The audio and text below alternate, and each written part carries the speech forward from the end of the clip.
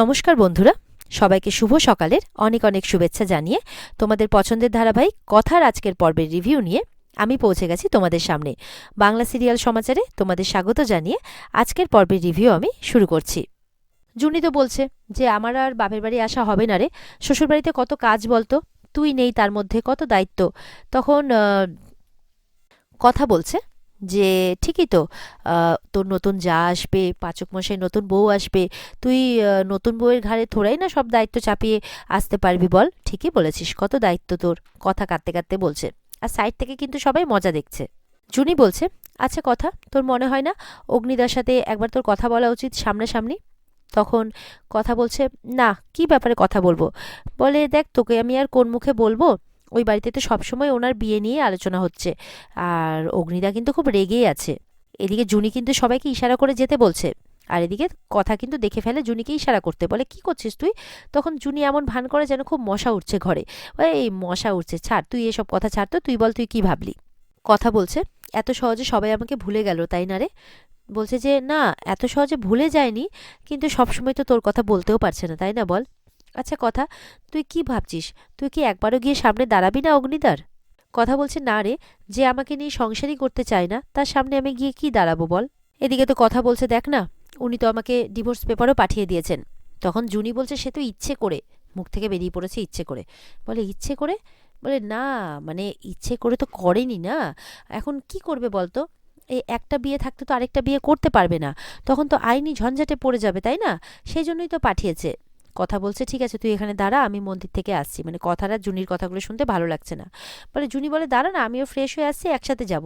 বলে না রে, আমার তো একটু বাছবিচার আছে জানিস, একটু সময় লাগে।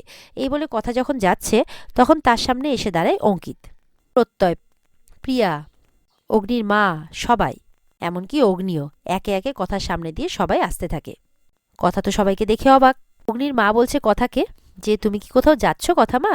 বলে না না, কোথাও যাচ্ছি না। জুনিকে বলছে, এই জুনি একটু জল দে না সবাইকে, আমি খাবার করে আনছি তোমাদের জন্যে। তখন অগ্নি বলছে প্রত্যয়দের, দেখ না, এমন ভাব করছে যেন আমি অন্য কারোর বর, কানটা মুলে দিতে ইচ্ছা করে না বলতো। অগ্নির মা বলছে, আমি তো ভাবতেই পারিনি তুমি এতটা বোজদার মেয়ে। আসলে না, আমি সবসময় চেয়েছিলাম যে আমার পছন্দের মেয়ের সাথে আমার ছেলের বিয়ে হবে। আমি তো একটা মেয়েকে পছন্দও করে নিয়েছি জানো। বলছে, তাই আর কোনো উপায় নেই গো, এ নাও বিয়ের কার্ড। কথা মনে মনে বলছে, বিয়ের কার্ডও ছাপানো হয়ে গেছে। বিয়ের কার্ড দেখে তো কথা অবাক, কার্ড হাতে নিয়ে তাদেরই বিয়ের মুহূর্তগুলোর কথা ভাবছে আর কি। অগ্নি তখন বলছে, খুব বোর, একদম মাথায় গোবর পোড়া আছে, এতদিনেও আমাকে চিনলো না, দেখ দেখ কেমন করছে। অঙ্কিতার প্রত্যয় তখন অগ্নিকে থামাচ্ছে, কন্ট্রোল কর নিজেকে। প্রিয়া বলছে, ব্রো এবার তোর পার্ট, মানে এবার অগ্নি যাবে অভিনয় করতে। উনি বলছে, দেখ কথা, মা তোকে খুব ভালোবাসে, তাই প্রথম কার্ডটা তোকেই দিয়েছে, আর তুই তো আমার বেস্ট ফ্রেন্ড, তুই আমাকে খুব ভালো করে বুঝিস। এদিকে কথা কাঁদছে, ওদিকে কিন্তু অগ্নি কথা বলতে বলতে হেসে ফেলছে, তাও অনেক কষ্ট করে নিজেকে কন্ট্রোল করছে।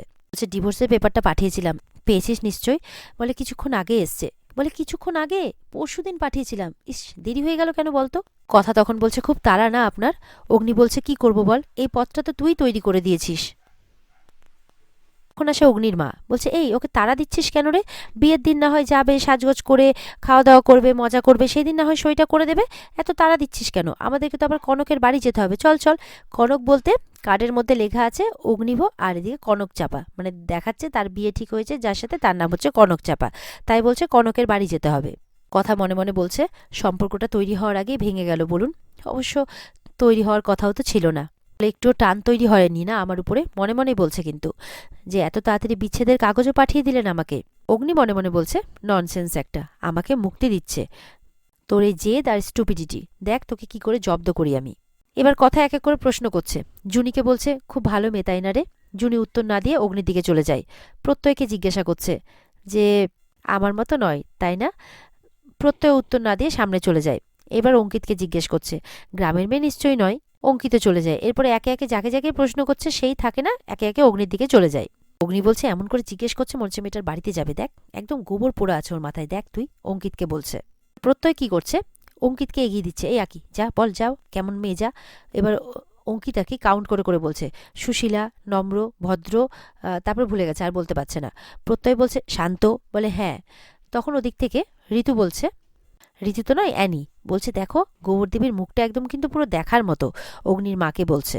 সবাই মিলে কিন্তু একদম কথার ভালোই পেছনে লেগেছে। অগ্নির মা বলছে, তুমি এতদিন বাড়িটাতে ছিলে তো, বাড়িটা পুরো ভরা ভরা ছিল গো, এখন তো নতুন বউ আসবে, তো তোমাকে খুব মিস করব আমরা। পরে অগ্নি তো এমন করে বলছে তার নতুন বউয়ের কথা, কথা বলছে জানা নেই শোনা নেই, এত তাড়াতাড়ি একদম বিশ্বাস করে ফেললেন নতুন মেয়েটাকে, এই বলে কথা ওখান থেকে চলেও যায়। জুনি বলছে, আমার এবার কথার জন্য খুব মন খারাপ করছে।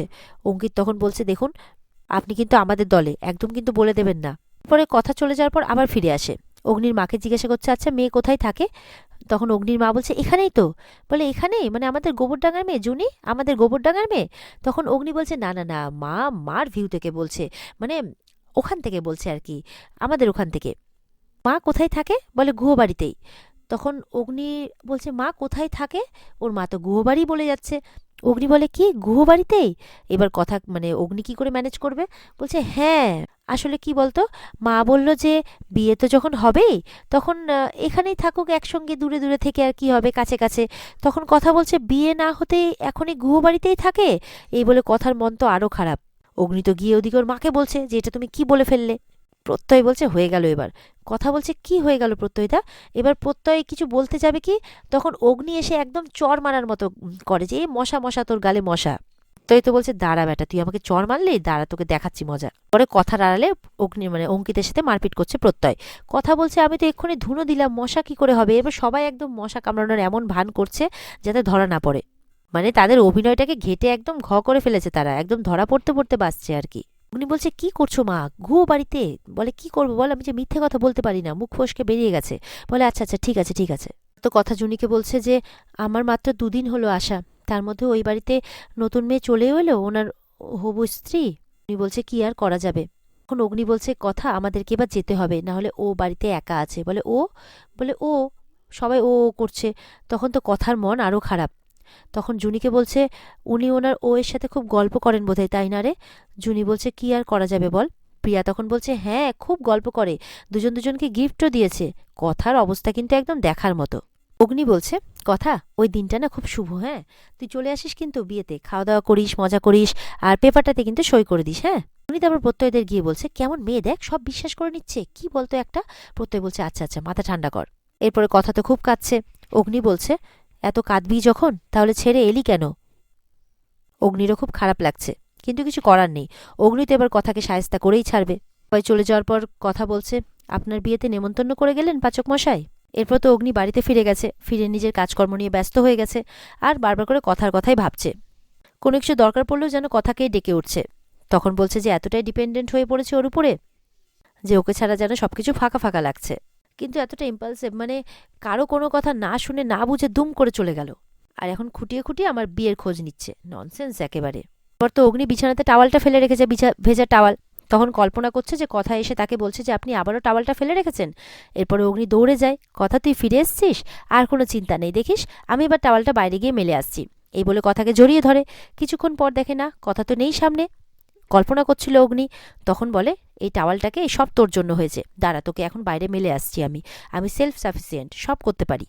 কথার কথা ভাবতে ভাবতে আবার নিজের কাজে ফোকাস করে অগ্নি। এদিকে কথা তো বাড়িতে পুজো করছে, তাও অগ্নির কথাই ভেবে যাচ্ছে, আর বলছে, আপনার বিয়ের কার্ডও আমাকে দেখতে হলো। এই বলতে বলতে অগ্নিকে আবার কল্পনাও করছে যে তার ধোঁয়াতে আর কি অগ্নির খুব কষ্ট হচ্ছে। তখন দৌড়ে কথা জল আনতে যাচ্ছে অগ্নির জন্যে, এসে দেখে অগ্নি নেই। মানে এইভাবে কথা অগ্নিকে কল্পনা করছে আর কি, ঠিক যেমনভাবে ওদিকে অগ্নি কথাকে কল্পনা করছে। তারপরে এদিক ওদিক খুঁজতে খুঁজতে যখন দেখে পাচক মশাই নেই, তখন বলছে, পাচক মশাই তার মানে আসেননি, মনের ভুল ছিল আমার, কথা বলছে। এরপরে কথা ভাবে যে ফোন করবে পাচক মশাইকে। তারপরে যখন ফোনটা করতে যায়, বলে, না এই অভ্যেসগুলোই তো তোমাকে বন্ধ করতে হবে কথা, কারণ উনি এখন অন্য কারো স্বামী হতে চলেছেন, এইভাবে যখন তখন তুমি ওনাকে ফোন করতে পারবে না। এই বলে আবারও কাঁদতে থাকে কথা। এরপরে কথা ডিভোর্সের কাগজটা হাতে নিয়ে বলে, এটা যখন সই আমাকে করতেই হবে তখন করে দেওয়াই ভালো, আর বিয়ের দিন তো একটা শুভ দিন, ওই দিন এই সমস্ত কাজ না করাই ভালো, সইটা করে দেওয়াই ভালো আগে থাকতে। তারপরে আবার সই করতে গিয়ে ভাবে, এটা করা কি আমার ঠিক হবে? বিভিন্ন রকম কথা চলছে মনের মধ্যে এখন। এরপরে কথা পঞ্জিকা দেখে যে কালকে একটা ভালো দিন। কথা ঠিক করে যে কালকে গুহবাড়িতে যাবে, ঠিক করে যে কালকে বিচ্ছেদের কাগজে সই করে একবারে দিয়ে আসবে, গিয়ে সইটাও করে দেব, আর পাচক মশাইয়ের হবু স্ত্রীকেও দেখে আসবো। আর এখানে আজকের পর্ব শেষ হয়ে যায়। তো বন্ধুরা, এই ছিল আজকের পর্বের রিভিউ। ভালো লেগে থাকলে অবশ্যই কিন্তু পর্বকে লাইক, কমেন্ট আর চ্যানেলকে সাবস্ক্রাইব করতে কেউ ভুলবে না। আর এই পর্বের ফুল এপিসোড দেখতে অবশ্যই তোমরা যথাসময়ে স্টার জলসার পর্দায় চোখ রাখবে। তাহলে দেখা হচ্ছে আগামীকালকে নতুন পর্বের রিভিউ নিয়ে। সবাই কিন্তু ভালো থাকবে। আজকের মতো টাটা।